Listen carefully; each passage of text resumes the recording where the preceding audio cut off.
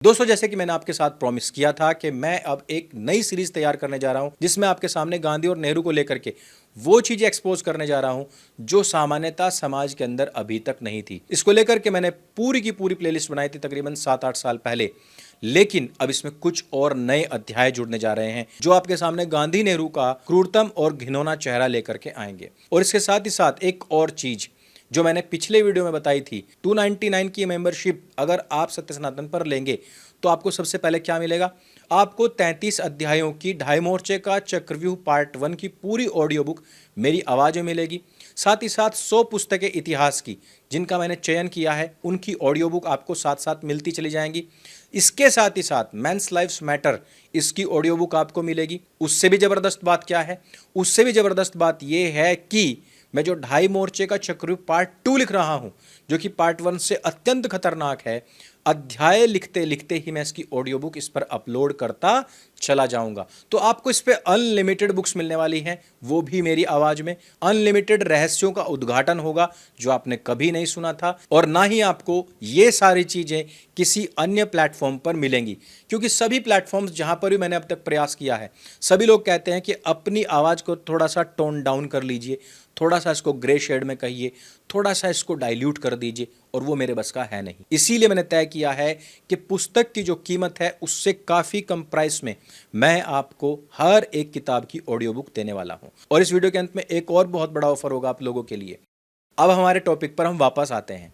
पिछले वीडियो में मैंने आपको बताया था किस प्रकार से 1926 के अंदर मोहनदास करमचंद गांधी के बेटे हरिलाल ने अब्दुल्ला गांधी बनकर इस्लाम में कन्वर्जन कर लिया था। कारण यह था कि वो अपनी बेटी के साथ में दुष्कर्म किया करता था। मोहनदास करमचंद गांधी इस बात से बहुत ज़्यादा व्यथित था। वो उसको बार बार लेटर लिखा करता था और कहता था कि अपनी बेटी के साथ में इस प्रकार का दुष्कर्म मत करो। लेकिन साथ ही साथ मैंने आपको बताया था किस प्रकार से सन 1936 की घटना और उसके ठीक 20 साल के बाद 1946 में नोआखाली में, जहां पर हिंदू लड़कियों का, बहन बेटियों का हो रहा था, उनका चीरहरण हो रहा था, मोहनदास करमचंद गांधी वहां पर टेंट लगा करके छोटी छोटी लड़कियों के साथ में, अपनी पोतियों के साथ में ब्रह्मचर्य के प्रयोग कर रहे थे। यानी कि उधर हिंदू मारा जा रहा था, इधर मोहनदास करमचंद गांधी की अय्याशियां ही खत्म होने का नाम नहीं ले रही थी। पूरे संसार में इस व्यक्ति की थू थू हो रही थी, लेकिन ये छोटी छोटी लड़कियों के साथ में नंगे सोना और नंगे नहाने का कार्य बदस्तूर जारी रखे हुए था। भले इसको पटेल नेहरू ने काफी समझाया था, लेकिन ये व्यक्ति नहीं माना। इतिहास में आपको बहुत सारी चीजें मैनिपुलेट करके दिखाई गई, बताई गई, पढ़ाई गई हैं। उन सब के ऊपर से पर्दा उठाने का वक्त आ चुका है। इस वीडियो को अंत तक देखिएगा और इस वीडियो को सबके साथ में शेयर करना आपकी अपनी जिम्मेदारी है, क्योंकि फिल्में बहुत सारी बन रही हैं, लेकिन मोहनदास करमचंद गांधी का यह घिनौना चेहरा अभी तक किसी ने एक्सपोज नहीं किया है। तो जैसा कि मैंने आपको पिछले वीडियो में बताया था कि सन 1936 में मोहनदास करमचंद गांधी के बड़े बेटे यानी कि हरिलाल गांधी ने इस्लाम में कन्वर्ट होकर के अपना नाम रख लिया था मोहम्मद अब्दुल्ला गांधी। और इस कन्वर्जन के पीछे का कारण यह था कि वो अपनी बेटी के साथ दुष्कर्म किया करता था। मोहनदास करमचंद गांधी उससे काफी खिन्न था, उससे परेशान था, और अब्दुल्ला गांधी मोहनदास करमचंद गांधी की हर एक बात मानने से इनकार कर देता था। वो उस समय पर मोहनदास करमचंद गांधी से पूरी तरह बगावत पर उतर आया था। बात यहां तक बढ़ चुकी थी कि कमाठीपुरा यानी कि मुंबई का सबसे बड़ा वैश्यालय हरिलाल गांधी का दूसरा पता बन चुका था। कई बार वो उन गलियों में शराब पीकर बेहोश सड़क पर नाली के किनारे पड़ा हुआ मिला और उसको कई बार वहां से लोग उठा करके लेकर के आए। मोहनदास करमचंद गांधी जो लोगों को कहा करता था कि मेरे आदर्शों से सीखो, मैं अपने आदर्शों को इतना उच्च बना रहा हूं, उस व्यक्ति के आदर्श उसकी संतान, उसकी औलादों तक पर नहीं चले थे। और मैंने आपको बताया था किस प्रकार से 1936 में हरिलाल गांधी को इस प्रकार का भाषण देने के बाद कि अपनी बेटी के साथ में दुष्कर्म मत करो, यही व्यक्ति 1946 में नोआखाली आता है, अपनी पोतियों के साथ में नंगा नहाना, नंगा सोना, यह काम शुरू कर चुका होता है। और उस नोआखाली में उसी समय पर जहां डायरेक्ट एक्शन डे चल रहा था, हिंदू लोगों की लाशें सड़कों पर पड़ी हुई थी, चील की दून को खा रहे थे, छोटे बच्चों को कुत्ते घसीट कर ले जा रहे थे, हिंदू महिलाओं का चीरहरण मुसलमान कर रहे थे, उनके साथ दुष्कर्म कर रहे थे, इधर मोहनदास करमचंद गांधी अपनी पोतियों के साथ नंगा सो रहा था। आप समझ सकते हैं कि आज़ादी की इस लड़ाई में मोहनदास करमचंद गांधी ने कितनी बड़ी लड़ाई लड़ी है, और अंत में ये हिंदुओं को गाली देते हुए नोआखाली से बाहर निकल जाता है। आप लोगों को जितना मैनिपुलेटेड इतिहास पढ़ाया गया है, जितना सेकुलरिज्म का अफीम चटाया गया है, वही सारा कुछ चाट करके आज भी आपको लगता है कि इस देश को आज़ादी बिना खड़ग बिना ढाल के ही मिली है, चरखा चलाने से मिली है। अब इसी चैप्टर में हम अगली कहानी कहते हैं। पिछले वीडियो मैंने आपको बताया था किस प्रकार से 1936 में कन्वर्जन किया, लेकिन इससे 10 साल पहले पहुंचते हैं। बात थी 1926 की। आर्य समाज के एक बहुत बड़े संत हुए हैं स्वामी श्रद्धानंद जी। इन्होंने शुद्धि सभा चलाई थी ताकि जबरदस्ती तलवार के जोर पर या डरा धमका करके जिन हिंदुओं को मुसलमान बना लिया गया था, उनको वापस से हिंदू बनाने का कार्य इस सभा के अंतर्गत हुआ करता था। हजारों हजार लोग ऐसे थे जिन्होंने कि स्वामी जी के नेतृत्व में सनातन धर्म को स्वीकार किया था। यही नहीं, उन दलितों को भी उन्होंने यज्ञोपवीत का अधिकार दिया था, जिनको कि समाज में उस समय पर अछूत माना जाता था। ऐसे बड़े बड़े कार्य करने के बावजूद भी मोहनदास करमचंद गांधी उनसे नफरत किया करता था। वो कहता था कि जो मुसलमान बन चुके उनको वापस लाने की क्या आवश्यकता है। स्वामी जी इस मूढ़ व्यक्ति को काफी बातें समझा चुके थे, लेकिन ये व्यक्ति मानता ही नहीं था। दूसरी चीज, मोहनदास करमचंद गांधी जाति व्यवस्था को वर्ण का नाम दे करके लोगों को मैनिपुलेट करता था, और ये कहता था कि जाति व्यवस्था को हम नहीं तोड़ सकते, नहीं तो जो हमारी परंपराएं हैं वो सारी की सारी खंडित हो जाएंगी। ये व्यक्ति ढोंग करता था कि इसको ऊंच नीच छुआछूत का कोई भेद नहीं है, लेकिन ये कठोरता से जातिवाद का समर्थक था, और ऐसा वेदों में भी लिखा है। इस प्रकार से ये गलत नैरेटिव लोगों के अंदर फैलाया करता था। उस समय पर स्वामी श्रद्धानंद जी का वर्चस्व काफी बढ़ रहा था, लेकिन उसी दौरान आत्महत्या को जा रहे एक मुस्लिम व्यक्ति को किसी मौलवी ने पकड़ दिया। उस व्यक्ति से कहा गया कि अगर तू आत्महत्या करना चाहता है तो उससे पहले काम कर दे, स्वामी श्रद्धानंद की हत्या कर दे, जिससे कि तुझे जन्नत प्राप्त होगी, क्योंकि स्वामी श्रद्धानंद हमारे मुसलमानों को कन्वर्ट करके हिंदू बना रहा है। इस व्यक्ति का नाम था अब्दुल रशीद। ये व्यक्ति धोखे से, छल से, बुखार से पीड़ित स्वामी जी के कमरे में घुसकर उनका शिष्य बनने का मंतव्य जता करके उनको धोखे से गोली मार देता है। स्वामी श्रद्धानंद जी की मृत्यु हो जाती है, और ये दिन था 23 दिसंबर सन 1926। अब आपको लगेगा कि इतने बड़े संत की हत्या हो गई, मोहनदास करमचंद गांधी के शब्द थोड़े से नरम पड़े होंगे, लेकिन ये व्यक्ति अब्दुल रशीद को अपना भाई बताता है। कहता है कि अगर वो लोग मेरे पास आते तो मैं इस व्यक्ति का तो फ्री में केस लड़ता। नफरत फैलाने का कार्य तो स्वामी श्रद्धानंद जी कर रहे थे। मजेदार बात सुनिए, जिन स्वामी श्रद्धानंद जी का, जिस शुद्धि सभा का ये व्यक्ति ता जिंदगी विरोधी रहा, जिस आर्य समाज का ये विरोधी रहा, जिस सत्यार्थ प्रकाश का ये विरोधी रहा, 1936 आता है, इसका खुद का बेटा मुसलमान बन चुका होता है। इस व्यक्ति के सामने प्रस्ताव आता है कि आर्य समाज ही है जो केवल और केवल आपके बेटे की घर वापसी करवा सकता है। जानते हैं इस अहंकारी व्यक्ति ने क्या किया था? इस अहंकारी व्यक्ति ने शुद्धि सभा के आश्रम में जाने से मना कर दिया था।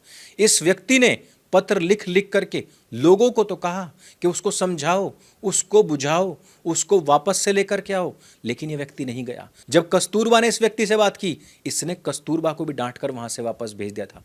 कस्तूरबा मरणासन्न हो गई, लेकिन इस व्यक्ति को कोई असर नहीं पड़ा। कस्तूरबा स्वयं आर्य समाज के आश्रम में नहीं जा सकती थी, क्योंकि उसके पति ने उनके सबसे बड़े संत की हत्या का मखौल उड़ाया था।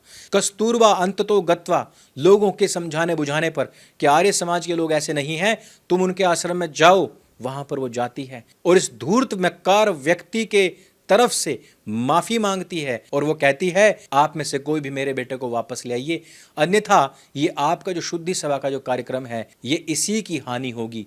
क्योंकि सबसे बड़ी चीज कि अगर मोहनदास करमचंद गांधी का बेटा कन्वर्ट हो गया तो आम हिंदू कन्वर्ट कैसे नहीं हो सकता। मित्रों, कन्वर्जन ठीक वैसा ही है जैसा कि लिंग परिवर्तन होता है। आपने देखा होगा कि स्त्री से पुरुष और पुरुष से स्त्री बनाने वाला जो गिरोह है, उसने सबसे पहले किसको टारगेट किया था? इलोन मस्क के बेटे को टारगेट किया था। यानी कि वो ये संदेश देना चाहते थे कि अगर इलोन मस्क इतने अमीर व्यक्ति का बेटा कन्वर्ट हो जाएगा तो ये छोटे मोटे जो लोग हैं जो इनको फॉलो करते हैं, ये तो हजारों लाखों की तादाद में कन्वर्ट होंगे और हमारा ये बिजनेस अच्छा खासा फल फूल जाएगा। ठीक उसी प्रकार से 1936 में भी मुसलमानों ने इसको कन्वर्ट किया था। मैं कन्वर्जन को लिंग परिवर्तन ही मानता हूं। पुरुष से स्त्री तो बन जाती होगी, लेकिन हिंदू से मुसलमान बनाने में भी लिंग परिवर्तन करना पड़ता है। हालांकि उस प्रोसेस में हिंदू पुरुष कोई स्त्री नहीं बनता, बल्कि वो बीच का हिजड़ा बनकर रह जाता है। मोहनदास करमचंद गांधी के घर में भी कुछ इसी प्रकार की घटना घटित हो चुकी थी, जिस पर पूरा समाज बहुत ज्यादा शर्मसार था। कस्तूरबा की बात सुनी आर्य समाज ने और उन्होंने जाकर के अब्दुल्ला गांधी यानी कि हरिलाल गांधी को कन्वर्ट करने वाले मौलानाओं को डिबेट में हराया। डिबेट में हराने के बाद अब्दुल्ला गांधी को यह बातें समझाई कि भाई जहां तू जा रहा है वो रास्ता सही नहीं है। अब्दुल्ला गांधी 1936 में ही घर वापसी करके वापस आया, लेकिन धूर्त और मक्कार तथा पाखंडी व्यक्ति ने इस विषय में क्या कहा? उस व्यक्ति ने कहा कि मुझे बहुत राहत मिली है, लेकिन इस व्यक्ति ने एक छोटा सा भी थैंक्स गिविंग आर्य समाज या शुद्ध सभा को नहीं किया। कारण क्या था? ये व्यक्ति घनघोर अहंकारी व्यक्ति था। इस व्यक्ति के दिल पर छुरियां चल रही थी, क्योंकि आर्य समाज ने शुद्धि करवाई थी। वो आर्य समाज जिसका ये दशकों तक विरोध करता रहा था, वो आर्य समाज जिसको मिट्टी में मिलाने के लिए इस व्यक्ति ने हर एक कार्य किया था। किसी का सबसे बड़ा संत मर जाए और उसके हत्यारे कोई भाई बताए, उसका फ्री में केस लड़ने की बात करे। आप जरा सोचिए हिंदुओं कि अगर स्वामी श्रद्धानंद जी कुछ दशक और जिंदा रह गए होते तो आज जो भीड़ आपको परेशान कर रही है ना, ये सारे की सारी घर वापसी करके सनातनी बन चुकी होती। आज स्वामी जी को गए हुए 100 साल हो चुके हैं। इन 100 साल के अंदर इस हिंदुस्तान के अंदर, भारतवर्ष के अंदर बहुत बड़ा परिवर्तन आ चुका होता। और इनमें से जो टिड्डी दल थोड़ा बहुत बचता भी, क्योंकि 1926 से लेकर के 1947 तक स्वामी जी के पास में ऑलरेडी 20-21 साल थे। उन 20-21 साल में वो बहुत बड़ा कार्य कर सकते थे, लेकिन ये कार्य किसने नहीं होने दिया? मोहनदास करमचंद गांधी ने। या आज जितनी भी समस्याएं आप देख रहे हो, इन सब के पीछे कौन है? मोहनदास करमचंद गांधी। इसी कारण से इस व्यक्ति को मैं मोहम्मद दास करीमचंद गाजी बोलता हूं। आप लोगों को बुरा लगे तो लगता रहे, लेकिन इतिहास हमें जो सिखा कर गया है वो इतना अमिट है कि वो कभी समाप्त नहीं हो सकता। इस वीडियो में सिर्फ इतना ही। इसमें बहुत सारे कड़वे सत्य हैं। बहुत सारे लोग इसको सुन तो लेंगे, लेकिन आगे शेयर नहीं कर पाएंगे, क्योंकि सत्य हमेशा इतना कड़वा होता है कि वो जहर के तुल्य लगता है। लेकिन अगर इसको एक व्यक्ति भी सुनेगा, आत्मसात कर लेगा, तो उसका जीवन हमेशा के लिए परिवर्तित हो जाएगा। अब मैं बात करता हूं जो मैंने शुरू में कहा था कि मैं अंत में एक ऑफर देने जा रहा हूं। दोस्तों, आपने कल्कि के विषय में सुना होगा, आपने संभल के विषय में भी सुना होगा। वहां पर 1100 साल पुरानी एक मूर्ति प्राप्त हुई थी। उसका मैंने एक प्यारा सा सुंदर सा ज्यों का त्यों मॉडल बनाया है। मैंने इसको पूरा पैक करा करके अमेजन पर उपलब्ध करवाया है। आप इस क्यूआर कोड के माध्यम से इसको ले सकते हैं। अभी हमारे पास इनकी केवल 5 में ही संख्या है। अगर आप इच्छुक हैं, आस्थावान हैं, तो इसको अमेजन पर जाकर ले सकते हैं। और ये जो जानकारी है, इसको जितना हो सके लोगों तक पहुंचाइए, लोगों में अवेयरनेस फैलाने का कार्य कीजिए। मेरे संग बोले सत्य सनातन वैदिक धर्म की जय। जय हिंद, वंदे मातरम।